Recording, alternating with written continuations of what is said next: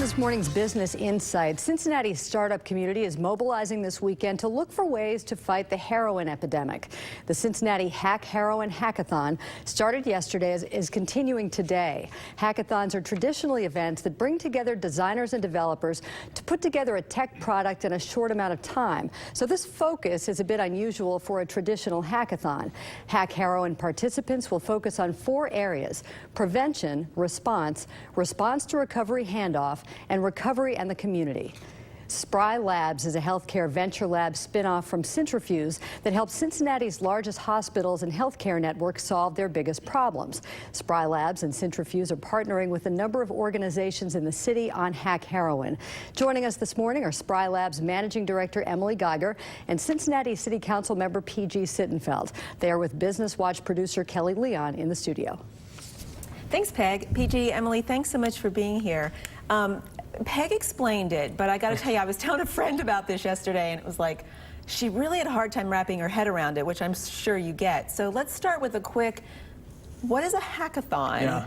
And then how do you approach this subject through a hackathon? Right. Well, can I give a little bit of this big picture why? Sure, and then absolutely. hand off to Emily for more of her expertise and some of the details on the hackathon.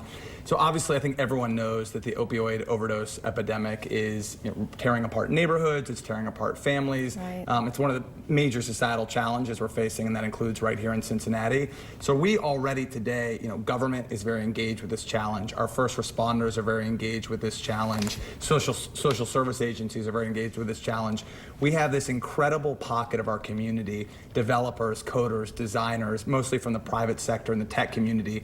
So the basic sort of premise is, how can we bring them to the table to marshal their skills, their talents, and use their incredible, what they're capable of doing, what they're capable of building, to put it toward this really urgent challenge. That's kind of big picture concept, and Emily can explain more of how hackathons actually function. Okay. So the genesis of a hackathon is, one, you need a big, hairy problem. Check, we have that with the heroin problem. Right, yeah. Technologists and designers and business builders love something that requires a sense of urgency. Check, we have that.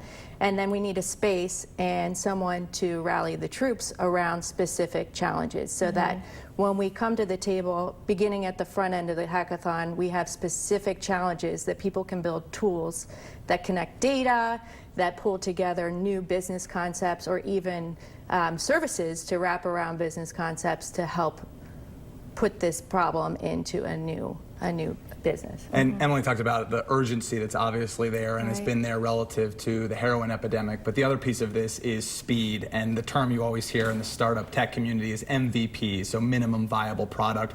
What can you get out there that might not have all the bells and whistles, but it's a product that you can actually use and put into production. So this hackathon, as with most hackathons, is happening just over the course of one weekend, a Saturday and a Sunday. This weekend, happening now. This weekend, happening as we speak. Yep. Get everyone in the same room together, have them respond to one of those challenge areas, response, recovery, etc., and can they build something that can actually be put to use, and obviously develop further over time. But that's really the spirit of this, is get really smart people in the room together for a condensed period of time and see what kind of magic they can make happen. And those smart people include some people that aren't typically in a hackathon, like first responders and medical professionals, police officers. I mean, you're really reaching a broad audience, from what I understand. Right, and it's important to note that we did over 50 interviews with those first responders, EMS, the health department, the health collaborative, Interact for Health, to get the problems set up and put into a framework that hackers can use, so that it's very useful after the fact. And another point to that is, after the hackathon, we have some very good plans and partners in St. Elizabeth, Talbert House, the city, to put those into action. So that's what's special about this hackathon too.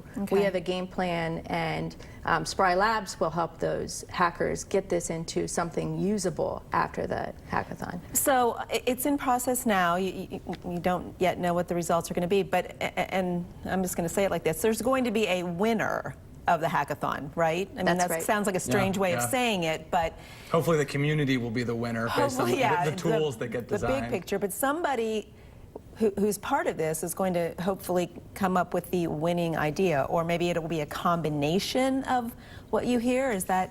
Yes, so we have one grand prize, that's $2,000, and 2 Second prize is community choice, and another that is likely to be sponsored by one of the judges to move it forward. So I think, yes, there will be multiple winners, and like many hackathons, sometimes the winners go on and become the businesses and new companies after the fact. And I think another big piece of this that'll be part of the winner is exposure, right? If you actually develop a solution that's helping meet a really urgent community need, they deserve a lot of credit for that within and beyond our community. And I think sometimes the tech community gets scolded a little bit for building apps that help people that look like me get faster restaurant reservations or things like that. So how can we marshal all of the talent of our local technologists towards about as big a problem as we're facing today? It's very cool, and so we're going to be anxious to hear the results of it. So thanks so much for being here this morning. You have to get back to work. Yeah, and, thanks for having us on. We'll be anxious to hear. Thanks so much.